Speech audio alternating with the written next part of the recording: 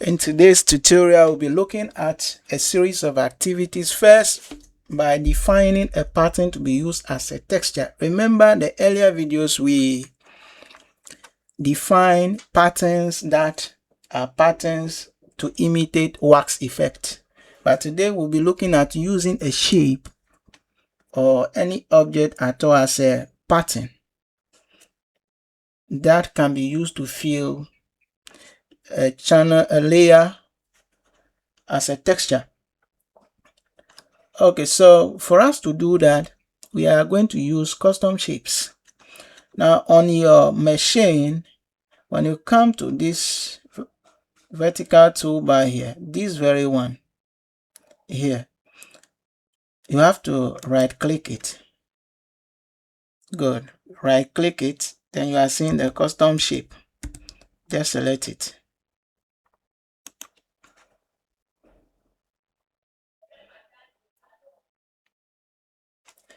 So once you have selected it, you will see that star sign there, and then you have the shape.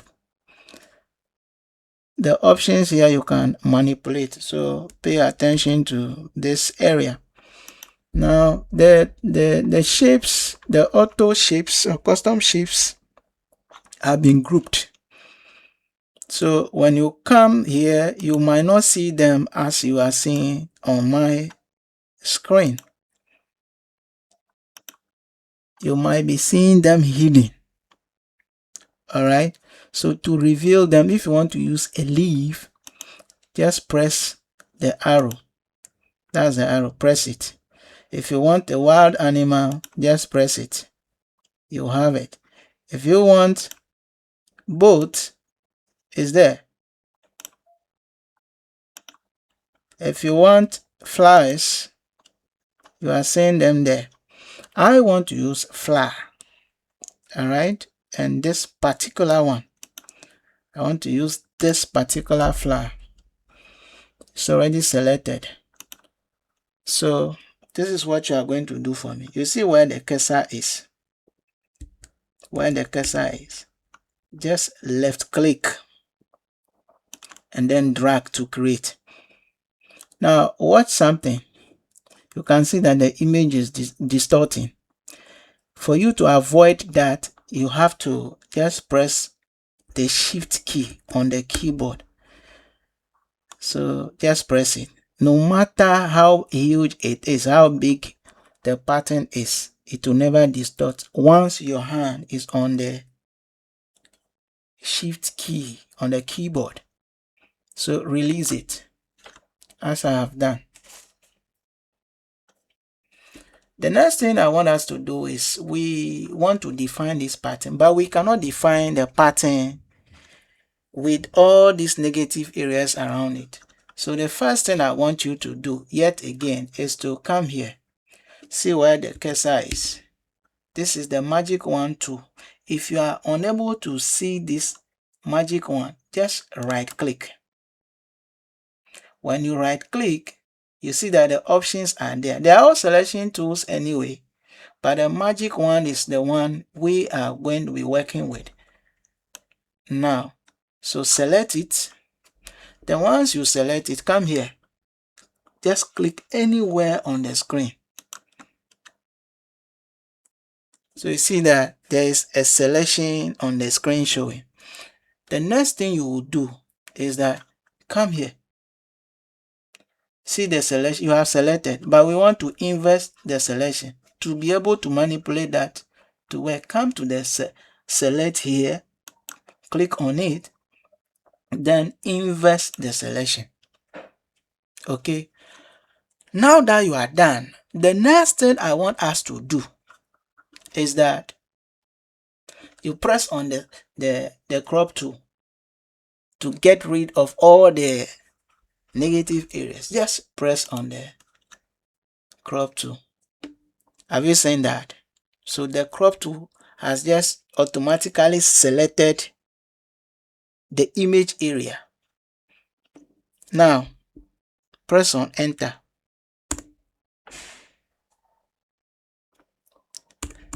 Press on enter on the keyboard. Now I have I've done just that. Now what I want us to do is that I think that this pattern is too big for me. Because it's too big for me, I want to reduce the size. I'm floating this. It is here. It was there. Okay. Because I want to work on it, I bring it. I float it on the screen. Yeah, so just you see the title bar here. The title bar. Just right click. No, left click it. Left click it. When you left click, it will give you the options. Image size. Remember, I want to reduce the size of the image. So image size. A window will pop up. That's it. So you see that automatically the size is around 4 inch. I don't want to work with that because it's too big. I'm interested in working with 1 inch. But for me to be able to get the image without any distortion, you must make sure that you see this arrow is linking the two sides, the width and the height.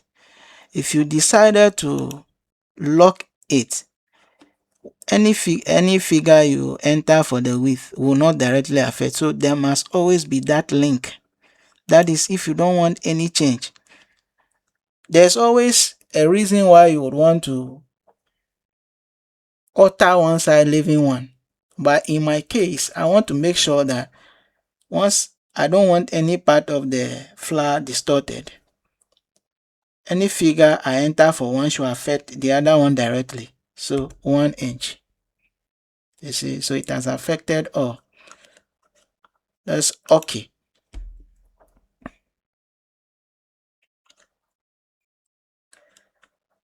Now that we are done, let's define this pattern we have just created, this very pattern.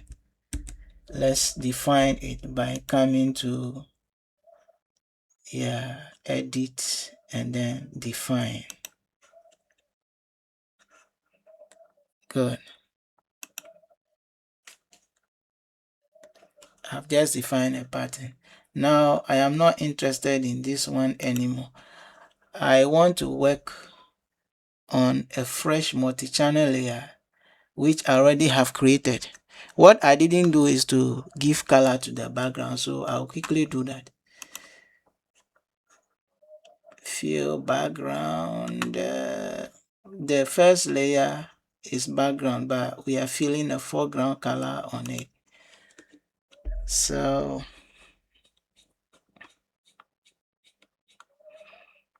I want background, not pattern.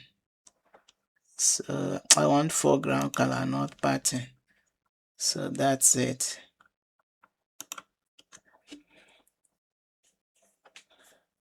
Now the next thing we are doing is this. Come here. Come here.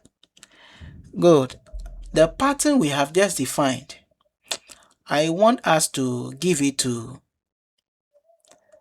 black copy 2. And I'll tell you the reason why I said black copy 2 later. So let's fill it. Let's fill it with the pattern we have just defined.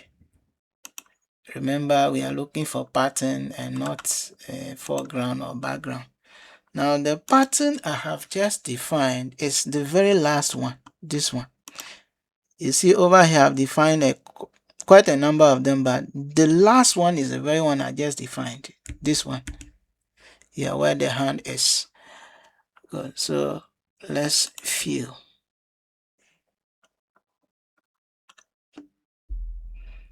So that is our pattern. You like it? That's our pattern. Now the next thing I want us to also do is to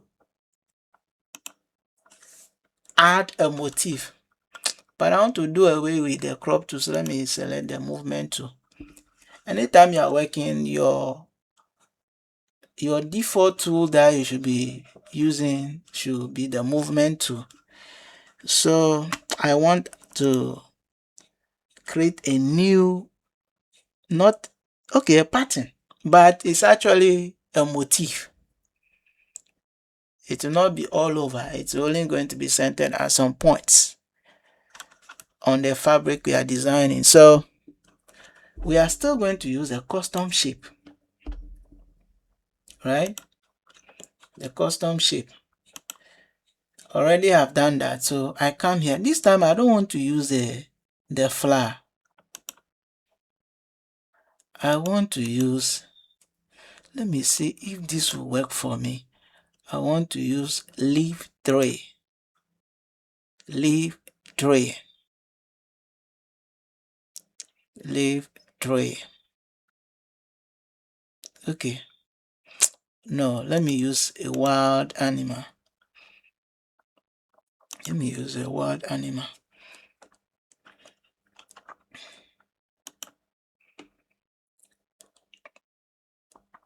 Which animal should I use? A lion, a fox, gorilla, or a lion?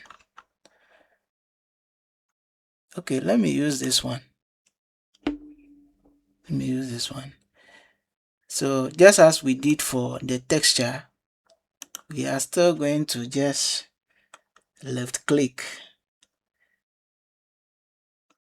You see that place? You left click it and make sure that your hand is still on the shift key. Then you drag. You drag, no distortion. That's what it is. I hope you are there. So we have just created a motif.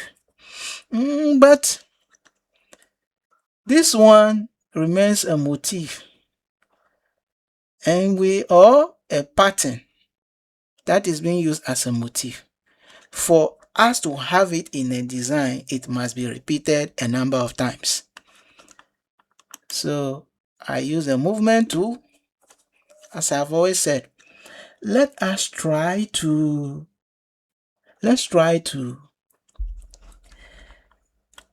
work on where we want to put it. So I'm using my rule. I'm using my rule. Yeah.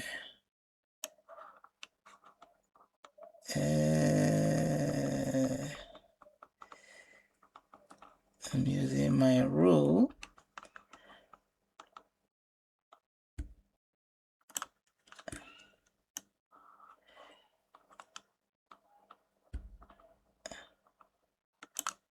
I'm using my rule just to calculate my positions. Calculate my positions.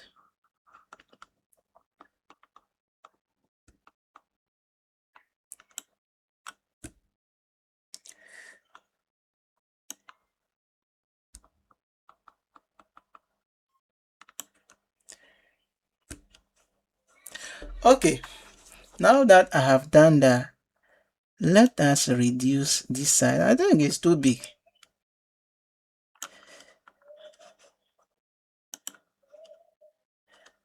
It's too big. So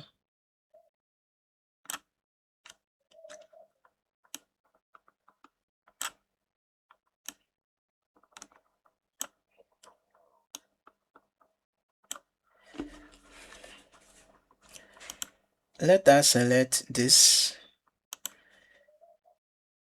Inverse it. Remember, inverse, go to select and then the inverse. I always use the movement tool. Use a movement tool. Now I want us to repeat this pattern.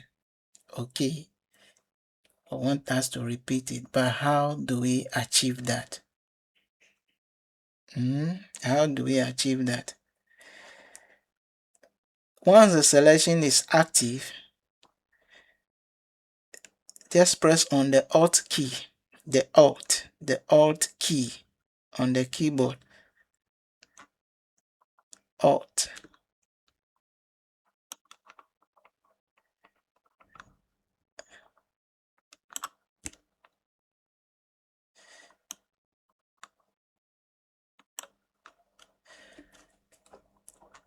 Then we move. We keep creating, right? Once you see the two arrows, it means that the shape has actually copied.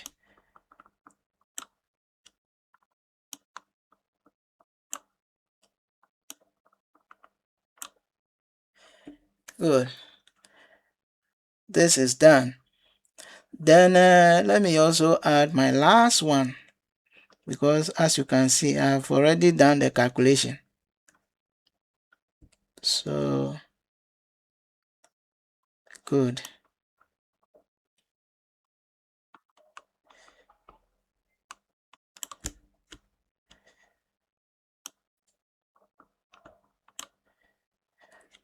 All right. Now that that is done, just deselect. Now, when you want to deselect, you can still go to the selection and then you deselect. Can you see that? But that is not the only way.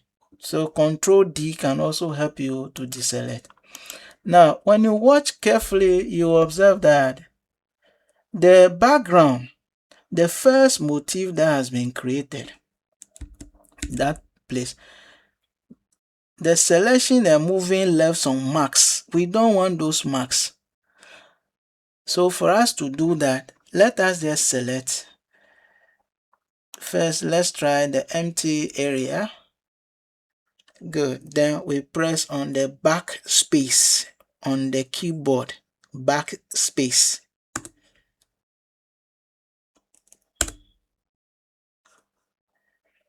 Good.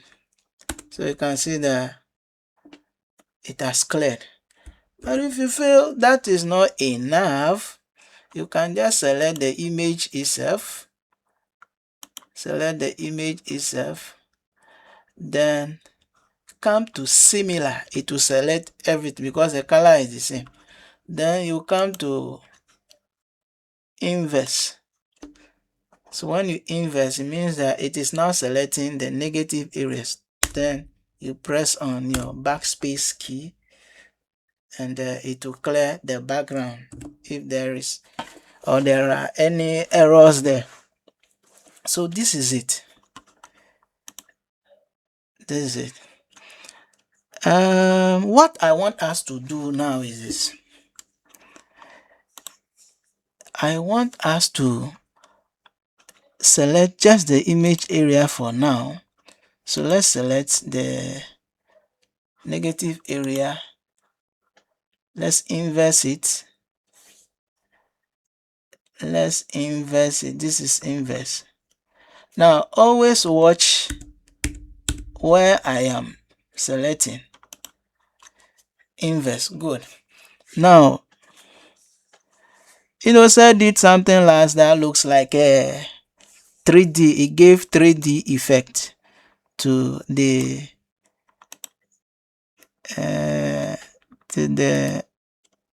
duplicate, to the repeated motifs. He did something after selection. They say we should expand. So let's expand.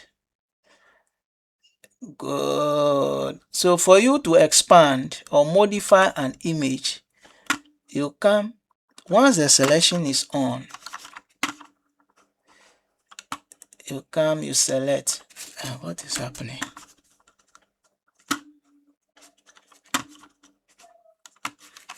Hey.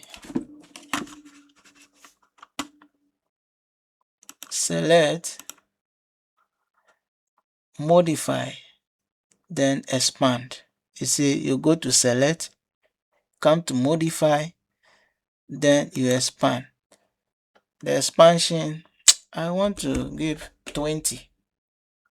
20. So I've expanded, right? I have. Now I want to move this one so that the expansion will go before the motif. So let's fill here with color.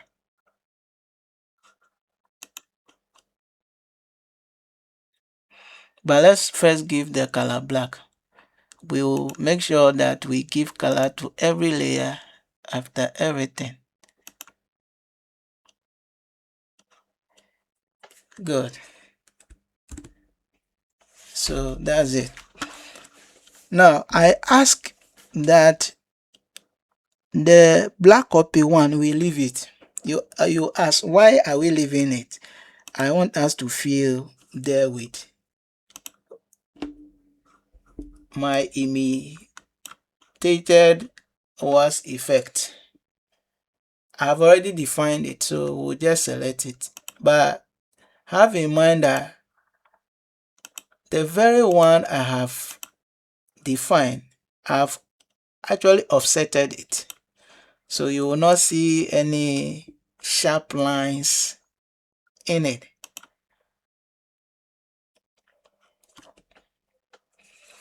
That's it. You will not see any line anywhere. In fact, you must even be very creative to even see the repeat. You cannot see the repeat immediately unless I tell you that this is my repeat. So I'm going to do something. I'll be giving color.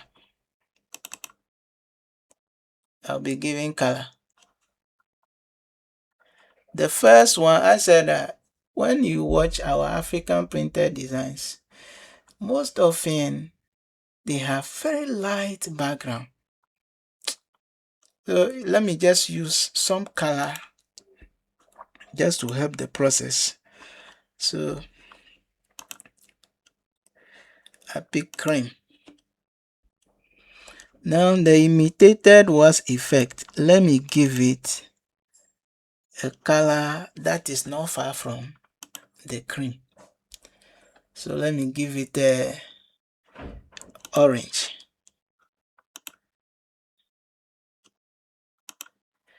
Let me give it orange. Yeah. Let me give it orange. Good. Now the next thing I want us to give color to is the texture. The texture. Now the texture will definitely appear in darker shade. But which dark shade are we going to give? I believe in monochrome color, so let me use a color that is also dark but closer to the orange. Good. So I've used dark coffee like that. Now and the next thing I want us to do is to give color to the motif too as well. But the motif, the first this thing we have here is actually the background of the motif. So let us just I think we should just give the orange that I have used earlier, we should just give it to it.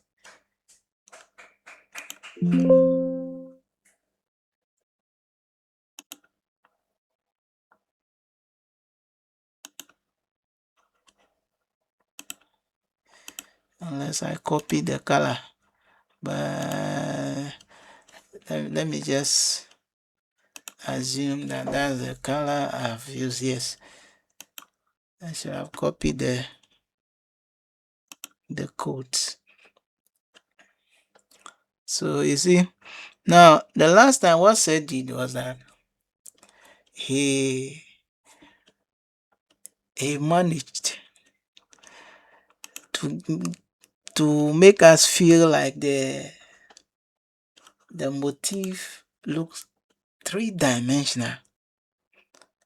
Because of that, I want us to do same. Let's see something.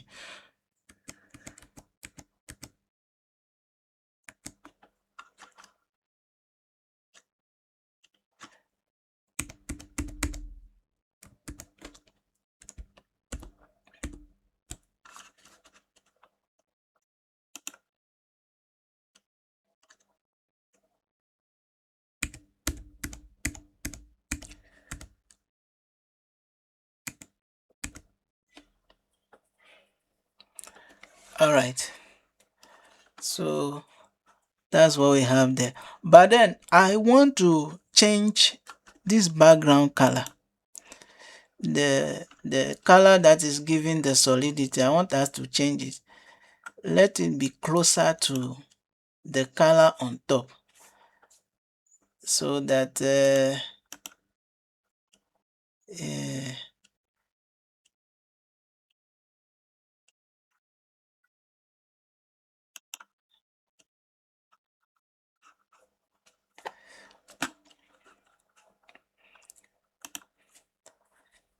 I want us to change that color to be close.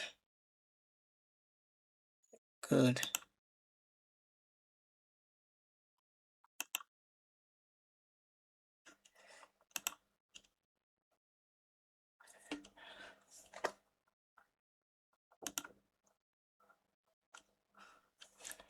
So apparently this is what we have now.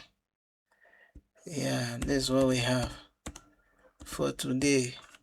This tutorial is a bit lengthy, but you take your time and you get it right. Everything is done. Simple. Simple. Till we meet again. This is what we have now.